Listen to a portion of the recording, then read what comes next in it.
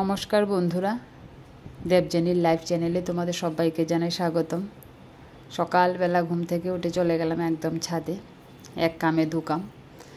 কতদিন ধরে বৃষ্টি হচ্ছে, বৃষ্টিতে কাপড় একদমই শুকানো যাচ্ছে না আর কি, একদম স্যাঁতস্যাঁতে ভাব হয়ে রয়েছে। তাছাড়া আমাদের ছাদেই জায়গা, ঘরে কোনো জায়গাই নেই যে কাপড়গুলি শুকোবে। যাই হোক, ঘরে নিয়ে কোনো রকম মেলে রেখেছিলাম আর কি। তো সকালবেলা একদম ছাদে ওঠার সময় এগুলিকে নিয়ে আসলাম। তো আজ সকাল থেকে একটু ফ্রি, কারণ সকালে তেমন একটা ব্যস্ততা নেই আর কি, এই জন্য মোবাইলটা সকালে হাতে নিয়ে নিলাম। তো ছাদের পরিবেশটা দারুণ, আমাদের এই চারিদিকে মানে পাখির আওয়াজ সব কিছু শোনা যায়, কিন্তু তার সাথে পাবে তোমরা গাড়ির আওয়াজ, অ্যাম্বুলেন্সের আওয়াজ। কারণ আমাদের বাড়ির পাশেই জিবি হসপিটাল, ত্রিপুরার এই মেডিকেল হসপিটাল আর কি, আমাদের বাড়ির পাশেই, সেই জন্য সব সময় একটা আওয়াজ আসে আর কি। তো ছাদের ফুলগুলি দেখো ফোটা শুরু করেছে, মানে সেই রকমভাবে এখনও ফুটেনি আর কি। তো যাই হোক, ঘরের পুজো হয়ে যায়, যতটুকুই ফুটে ঘরের পুজোটা কোনো রকম আমরা দিয়ে ফেলি আর কি।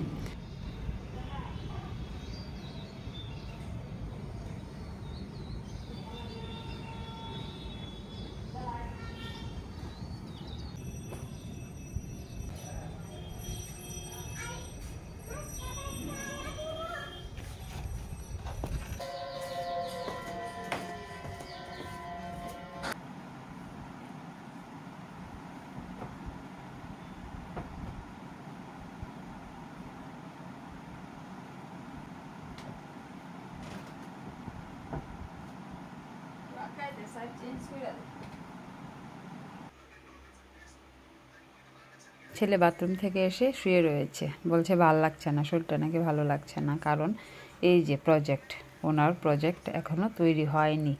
তো আসলে মার উপর বাবার উপর একটু অভিমান হয়েছে আর কি।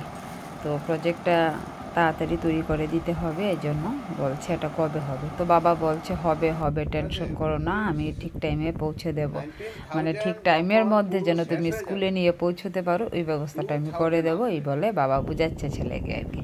তো যাই হোক, মানে এটা নিয়ে এখন বসলাম, আমরা চাটা খেয়ে পড়তে বসলাম।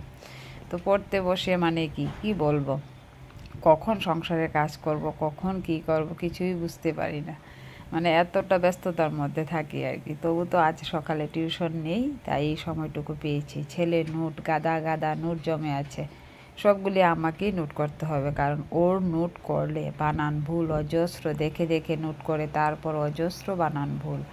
তো এই জন্য আমাকে আবার কষ্ট করে সেই নোটগুলি করতেই হয়, কেননা আমি পড়াই, আমার লেখা হলে আমার একটু সুবিধা হয় আর কি, এই জন্য কষ্ট করে আবার নোট করি। তাছাড়া জেরক্সে লেখা ছেলে একদম বুঝতে পারে না, ভুল টুল মানে দিয়ে নোট করে, এই জন্য আমিই করি আর কি। তো কী করবো, সকাল থেকে এই কাজটা শুরু করলাম, তবু পারিনি, শেষ করতে পারিনি। আরও অনেক সাবজেক্ট রয়েছে, সবগুলি আমাকে নোট শেষ করতে হবে আর কি। তো এরই মধ্যে করি, সব কিছু মিলিয়ে মিশিয়ে করি, যার ফলে হয়তো আমার অনেক কাজকর্ম উল্টো পাল্টা হয়ে যায় বা অনেক টাইম নষ্ট হয় আর কি, মানে টাইমের কাজ টাইমে ঠিকভাবে করতে পারি না। তো যতটুকু পারি চেষ্টা করি, সব দিকে এইভাবে চলে, এলোমেলোভাবে চললেও সবগুলি কাজই আমার আগে পরে হয় আর কি। এদিকে মাছ, সকালবেলা আবার মাছ রেখেছে, কাল রাতে মাছ এনেছিল, চিংড়ি মাছ। দেখো যখন আনে তখন খালি আনি, আর যখন আনবে না তখন দেখবে মাছের মানে মাস চলে যায়, মাছের দেখা নেই। আর যখন রাখা শুরু করে তখন শুধু মাছই নিয়ে আসে।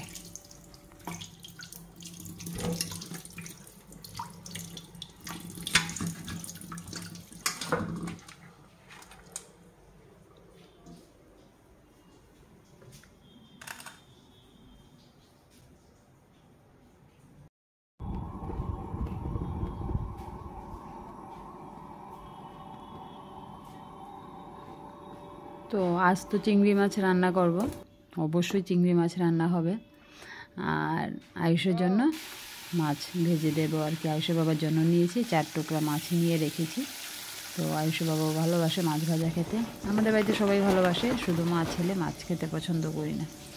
আর সবসময় খালি ঠাকুরের কাছে বলি যে ডাল ভাত খেয়ে যেন যেতে পারি, আমার এত চাহিদা নেই, আমি যে কোনো কিছু দিয়ে ভাত খেতে পারি।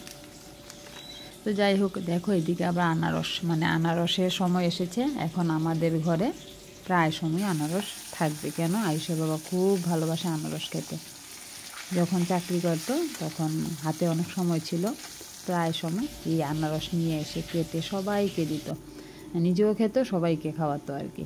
তাছাড়া চাটনি বানাতো আনারসের, আনারস দিয়ে চাটনিকে তৈরি করে, টক তৈরি করে, অনেক কিছু বানিয়ে বানিয়ে সবাইকে খাওয়াতো, জুস বানাতো, এরকম আর কি। তো এখন তো আর কি বলবো, এখন চাকরি বাকরি নেই, এখন আছি আমরা দোকান দিয়ে আছি আর কি। তো ঠাকুরের কাছে বলি যে এভাবেই যেন চলে যায়, এভাবেই দিন যায়, সুস্থ থাকে, তবু যেন সবাই সুস্থ থাকে, সবল থাকে, এটাই বড়। আর এদিকে দেখো রান্নার প্রিপারেশন, কিছু চিংড়ি মাছ যেভাবে রান্না করে আমি সেভাবে রান্না করতে পারি না, আমি যেভাবে পারি সেভাবেই রান্না করছি আর কি। তো জাস্ট কিছু পেঁয়াজ কুচি আর লঙ্কা পেস্ট করে আমি মাছটা রান্না করব। মাছ ভাজা করে তুলে নিচ্ছি, ভাজাগুলি রেখে দেবো, আয়ুষকে খাওয়াবো, আয়ুষের বাবাকে ডাল দিয়ে দিতে পারবো, আর চিংড়ি মাছ একটা তরকারি হবে, আর কিছু করব না আজকে।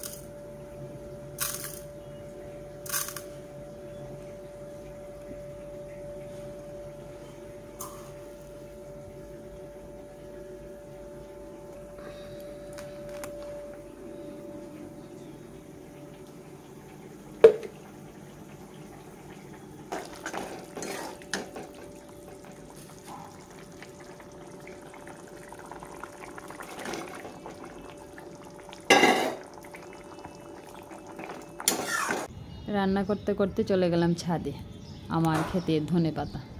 আমার না এই ধনেপাতাগুলি খুব ভালো লাগে, মানে যে কোনো তরকারিতে দিয়ে খেতে আমার খুব ভালো লাগে। তো ভাবছি যে মাছটা এমনিতে করেছি, চিংড়ি মাছটা পেঁয়াজ দিয়ে আর লঙ্কা দিয়েছি, জিরা গুঁড়ো দিয়ে দিয়েছি, ধনে গুঁড়ো দিয়ে দিয়েছি আর কি। তো নামিয়ে একটু ধনেপাতা দিয়ে দেবো। তো ধনেপাতাগুলি হয় না, মানে বড় হতে পারে না, আমি নিয়ে আসি প্রত্যেক দিন, দেখবে তাড়াহুড়ো করে নিয়ে আসি। কালও নিয়ে এসেছি, তোমাদের সাথে শেয়ার করিনি আর কি। প্রত্যেক সময় রান্না বসালে আমি নিয়ে আসি গিয়ে, আর আমার এটা খুব ভালো লাগে, এমনকি ডালে দিয়ে খেতেও আমার খুব ভালো লাগে। তো দেখো 3-4টা টব আছে, প্রত্যেকটা টবের মধ্যে গাছগুলি লাগিয়ে রেখেছি, কিন্তু বেশি নেই, কি করে থাকবে। প্রত্যেক দিন আমার এটা প্রয়োজন হয় আর কি, মাঝে মধ্যে যদি বাদ যায়।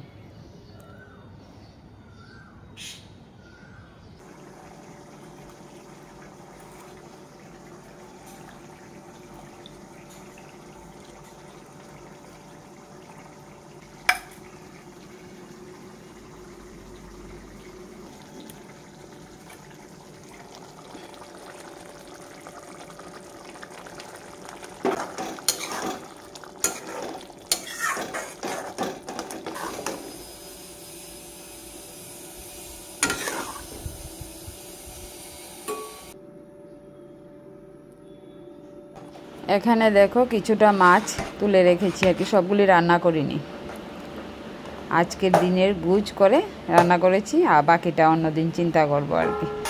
আর এদিকে দেখো আয়ুষ ঠাকুর পুজো দিচ্ছে। আমার ঠাকুর ভক্ত ছেলে সকাল থেকে বলছে পুজো দেবে, আজ ও পুজো দেবে, কালও দিয়েছিল। তো দাদু চলে গেছে, এখন ওই দায়িত্বটা নাকি ও পালন করবে। তো দেখা যাক কয়দিন পালন করে। তো পুজো দেওয়ার পর মাছ ভাজা দিয়ে ভাত খাইয়ে দিয়েছি, মাছ খেতে চায় না, তো আস্তে আস্তে শিখতে হবে, বড় হচ্ছে তো শিখতে হবে। তো মাছ ভাজা দিয়ে ভাত খাইয়ে দিয়েছি। এদিকে দেখো জলটা খেতে চায় না, জল না খেয়েই চলে এসেছে, তাই জল আবার দিতে হলো আর কি, মানে বলে দিতে হয় যে জল খাও, তারপর জল খায়। এদিকে বইপত্র গুছালু করে রাখে সারাদিন ঘরের মধ্যে, ওইদিকে বই ওইদিকে বই। তো বকা দিয়েছে, বকা দেওয়ার পর নিজের বইগুলি নিজে গুছিয়ে রাখছে। আর এদিকে দেখো আমার রান্না মোটামুটি পুরো কমপ্লিট, আমি রান্নাঘর থেকে বেরিয়ে গেছি। এদিকে মাছ ভাজা, ডাল, উস্তে আলু ভাজা আর চিংড়ি মাছের তরকারি। তো স্নান টান করে এসে একটু গুছানো টুকটাক যা আছে আর কি, কারণ আয়ুষের বাবার জন্য ওয়েট করছি, ওর বাবা আসলেই ভাতটা খাবো আর কি। তো এখন আর কিছু করার নেই, এখন একটু ওয়েট করব আসুক, কারণ আয়ুষও খাবে না, একা একাও খেতে ভালো লাগে না, এই জন্য ওর বাবা আসলে একসাথে খাবো আর কি। তো এইভাবে প্রত্যেক দিন আমাদের 4টা থেকে 4:30 এরকম বেজে যায় ভাত খেতে খেতে, সকালবেলাও কিছু খাওয়া হয় না, সেই 1 কাপ চা। তো এইভাবেই চলে, একা একা খেতে ভালো লাগে না, তাই খাই না আর কি। তো আয়ুষ বাবা এসেছে, আয়ুষ বাবাকে ভাত দিলাম, দুজনে মিলে একসাথে খাওয়া দাওয়া হলো। তো আর বাড়াবো না, আর বাড়ালেই ব্লগ বড় হয়ে যাবে। তো তোমাদের কাছে কেমন লেগেছে আমার ব্লগটা অবশ্যই কমেন্টস করে জানাবে, ও সব সময় আমার পাশে থাকবে। আর যারা নতুন বন্ধু আমার চ্যানেলে এসেছো, অবশ্যই আমাকে সাবস্ক্রাইব করে তোমাদের বন্ধু বানিয়ে নেবে। তো আশা করি তোমরা আমার কথাটা রাখবে, সব সময় আমার পাশে থাকবে। তাহলে আজ আর কথা বলবো না, আবার তোমাদের সাথে দেখা হবে নতুন একটা ব্লগে। টাটা বন্ধুরা, ভালো থেকো, সুস্থ থেকো। দেখছো থাল খালি করে লাইছে, আর এদিকে বাড়িটাও খালি করে লাইছে, আর এদিকে ডাইলের জায়গা ডাইল পড়ে রইছে। অবস্থাটা দেখছো নি তোমরা?